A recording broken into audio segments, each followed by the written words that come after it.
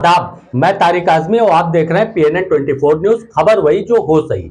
संभल में पुलिस का कहना यह है कि हालात जो है अब बेहतर हो चुके हैं और आम दिनचर्या में लोग आ चुके हैं। संभल में गुजश्ता रविवार को जो है इतवार के दिन एक जो है सांप्रदायिक तनाव की स्थिति हो गई थी। इस तनाव में पुलिस ने लाठीचार्ज किया, आंसू गैस के गोले छोड़े और ऐसे भी दावे हैं कि गोली भी चलाया पुलिस ने और 5 युवकों की मौत होने की जानकारी निकल करके सामने आ रही है।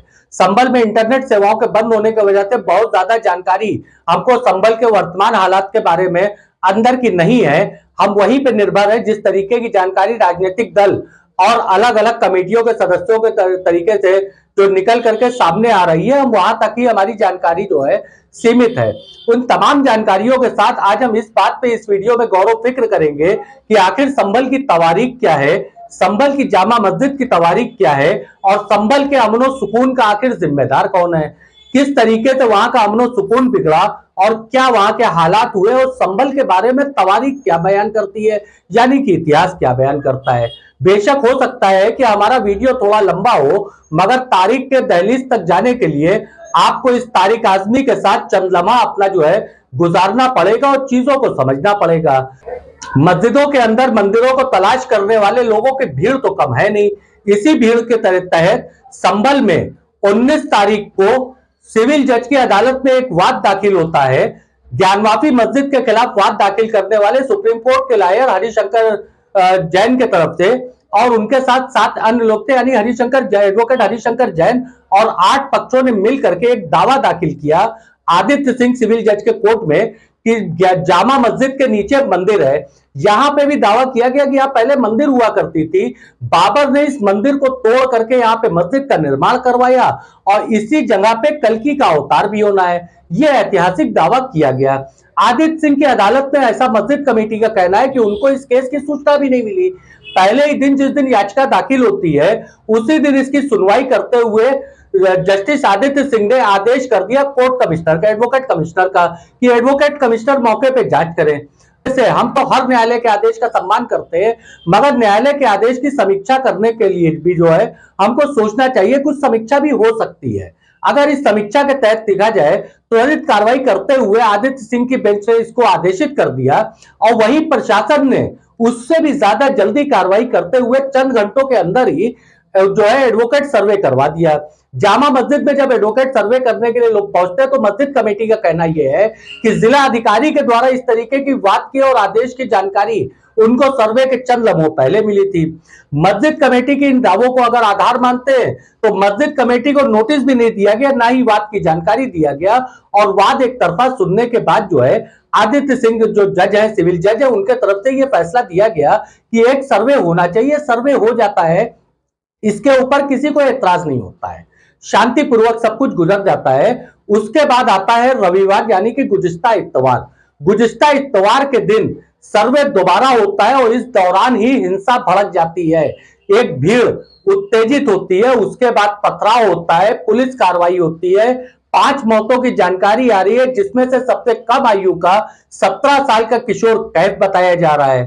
5 जिंदगियां, 5 नौजवान हमारे बीच से रुखसत हो चुके हैं। हमको गौरव फिक्र करना होगा कि आखिर इस अमनो सुकून का कौन दुश्मन।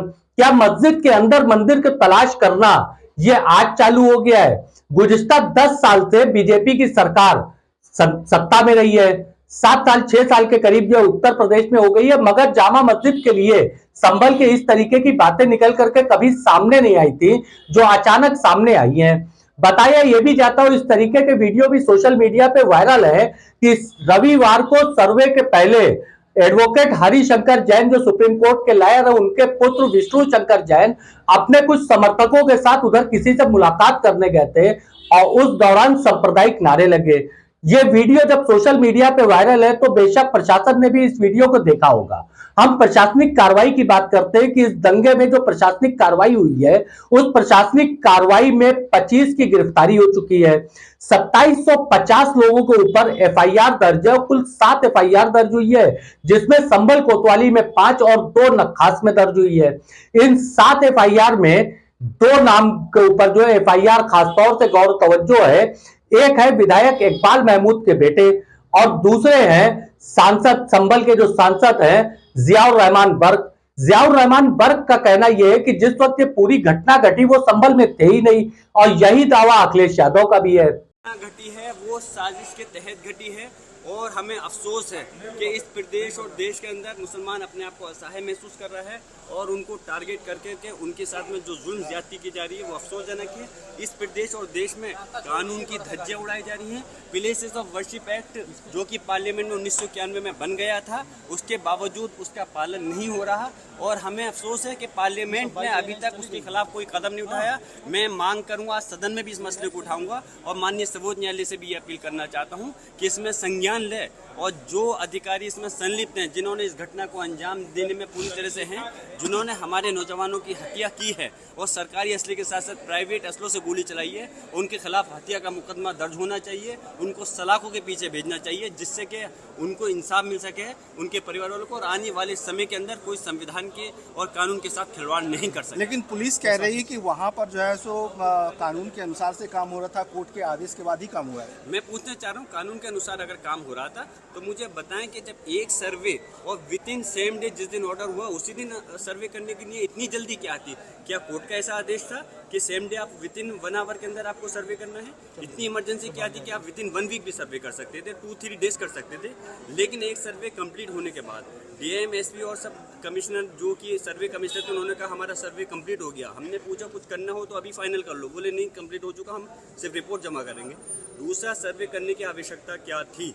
दूसरा सर्वे अगर वो करना चाहते थे तो कोर्ट का आदेश लेते, उसके बाद सर्वे करते। अगर अपनी तानाशाही पे वो लोग अड़े हुए थे फिर भी सर्वे करना था तो एक समन्वय समिति बनाते, लोगों को आपस में मिलकर के उसके बाद कॉन्फिडेंस में लेके करना चाहिए था।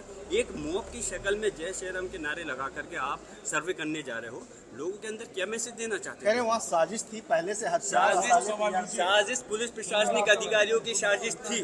उन्होंने प्राइवेट असले लेकर के आए थे, उन्होंने खुद अपने हाथ से गाड़ियों में आग लगाई है और खुद प्राइवेट असलों से फायरिंग कर करके, और मैं चाहता हूं कि इसकी न्यायिक जांच होनी चाहिए उन अधिकारियों के खिलाफ जो इसके अंदर दोषी हैं। 3 हत्या का मुकदमा दर्ज और जेल की सलाखों के बीच में जाना।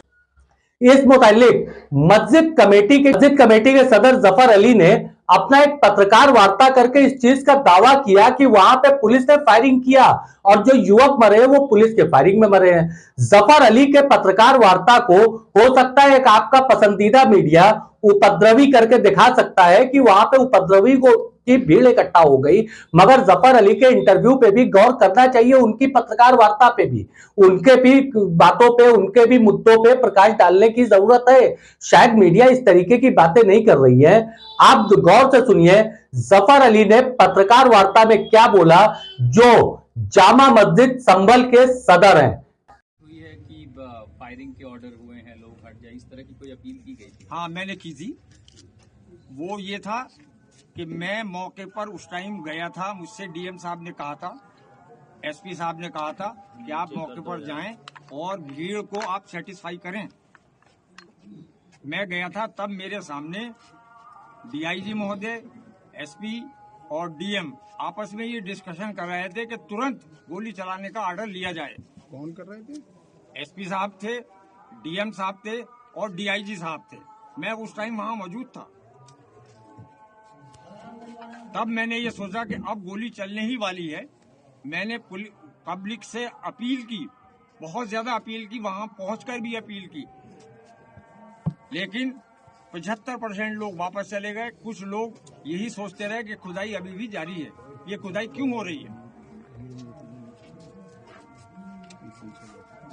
तो मैंने फौरन ही अनाउंस किया कि गोली चलने के आदेश मिल चुके हैं पुलिस प्रशासन को, लिहाजा मेरी गुजारिश है, अल्लाह के वास्ते, खुदा के वास्ते, सारे लोग हट जाएं, चले जाएं, अपने अपने घरों को चले जाएं, शांति बनाए रखें। उसके बावजूद भी कुछ लोग वहां ये जानने के लिए रहे कि क्या वाकई में जामा मस्जिद की खुदाई हो रही, और किसी लिए नहीं, इसलिए। लेकिन खुदाई की अफवाह किसने फैलाई? जी, खुदाई की अफवाह किसने फैलाई? खुदाई की अफवाह इसलिए फैली कि वो पानी जब चारों तरफ चला तो पब्लिक में ये अफवाह हो गई, ये भ्रम हो गया, ये हो गया कि खुदाई चल रही है इसलिए ये पानी आ रहा, क्योंकि वो पानी आने का कोई टाइम था नहीं। अंदर से लगातार अनाउंसमेंट भी हो रही है और उसके बाद भी अफवाह फैल रही है, तो ये तो कहीं ना कहीं आप लोगों की कमियां रही ना? नहीं, हमारी क्या कमी रही? हम तो बराबर अनाउंस कर रहे हैं। पानी की जो कमी है, सबसे बड़ा जो अफवाह फैली है वो पानी को देख के फैली है कि ये पानी क्यों आ रहा है। इसका मतलब ये है कि अंदर खुदाई हो रही है, जबकि हम बराबर अनाउंस कर रहे थे वहाँ खुदाई नहीं हो रही थी। लेकिन पब्लिक के जहन में यही बात हुई कि शायद खुदाई हो रही है, और ये क्यों हो रही है। पुलिस का तो ये मानना है कि गोली जो है पुलिस ने नहीं, पब्लिक में ही चली है। ये कहना बिल्कुल गलत है पुलिस का, ये कहना बिल्कुल गलत है। पुलिस गोली हमारे सामने चला रही थी, मैं मौके पे मौजूद था। पब्लिक की तरफ से मेरे सामने कोई गोली नहीं आई। अब आते हैं याचिका के दावे पे। याचिका में दावा किया गया है कि इस मस्जिद को बनाने के निर्माण में बाबर ने मंदिर को तोड़ करके मस्जिद बनाया था। कुछ जो है बाबर के समकालीन या अकबर के समकालीन लेखकों की किताबों का उसमें हवाला भी दिया गया है। कुछ हवाले हम भी लेकर के आए। होता क्या है कि नाम में मजहब तलाश करने वालों की कमी नहीं है, बहुत से हमारे दर्शक भी नाम में मजहब तलाश करते हैं। तो इतिहासकार ब्रजेश मोहन शेखर की किताब है संभल का ऐतिहासिक सर्वेक्षण। इसमें वो साफ साफ लिखते हैं कि जामा मस्जिद में लगा हुआ शिलालेख ऐतिहासिक जालसाजी का सबसे बड़ा नमूना है। उनका दावा है कि इस मस्जिद का निर्माण तुगलक काल में हुआ था। यह अकेले ब्रजेंद्र मोहन शेखावत का ही दावा नहीं है। उनकी किताब के अंदर मौलाना मोइद ने अपनी किताब लिखी है तारीख संभल। मौलाना मोइद की किताब में भी इस तरीके का जिक्र है। मौलाना मोइद ने इस बारे में बीबीसी से अपने इंटरव्यू में भी बात किया। मोहम्मद उस्मान, प्रिंसिपल मोहम्मद उस्मान की किताब है कुठेर रोहिलखंड पश्चिमी भाग। उसमें अगर आप गौरव फिक्र करेंगे तब भी इसमें इतिहासकार का यही कहना है कि इस मस्जिद का निर्माण तुगलक काल में हुआ था। मगर बाबर एक नाम जो है उस नाम के साथ जोड़ करके याचिका दाखिल हुई थी। बहरहाल साहब जैसा भी हो, मगर इमरान प्रतापगढ़ी ने इस मुतालिक अपना बयान संसद भवन के बाहर जारी किया और सरकार के ऊपर एक बड़ा सवाल उठाया है। इमरान प्रतापगढ़ी का यह बयान आप सुनिए। सर्वे हुआ, कोई विवाद नहीं हुआ, प्रशासन ने लोगों को विश्वास में लिया, कमेटी को विश्वास में लिया, कोई बवाल नहीं हुआ। लेकिन प्रशासन ये नहीं चाहता था। प्रशासन तो चाहता था कि सर्वे टीम तो चाहती थी कि शांतिपूर्ण तरीके से कैसे हो गया। तो उसके बाद दूसरे दिन जब बिना लोगों को विश्वास में लिए और फिर एक बार की माहौल खराब हुआ, 5 लोग मारे गए हैं। सरकार के किसी भी एक जिम्मेदार बड़े नेता का कोई बयान नहीं, किसी मुख्यमंत्री का, उप मुख्यमंत्री का, किसी का कोई संवेदना के एक शब्द नहीं। आपने लोगों को मार दिया। मारने के बाद अब विपक्ष पे मुकदमा कायम करके लोगों की आवाज दबा दीजिए। ये लोकतंत्र तो नहीं है। और आज चूंकि संसद में आवाज ना उठ सके इसलिए आप संसद को जो है वो एडजर्न कर दीजिए, राज्यसभा एडजर्न कर दीजिए, क्योंकि अडानी के मुद्दे पे बात ना हो सके, संभल के मुद्दे पे बात ना हो सके। तो ये सीधे सीधे लोकतंत्र को कुचलने वाली कार्रवाइयां हैं। ये राज्यसभा सांसद इमरान प्रतापगढ़ी थे। वैसे तो अखिलेश यादव ने भी अपना बयान जो है संसद के बाहर दिया हुआ है।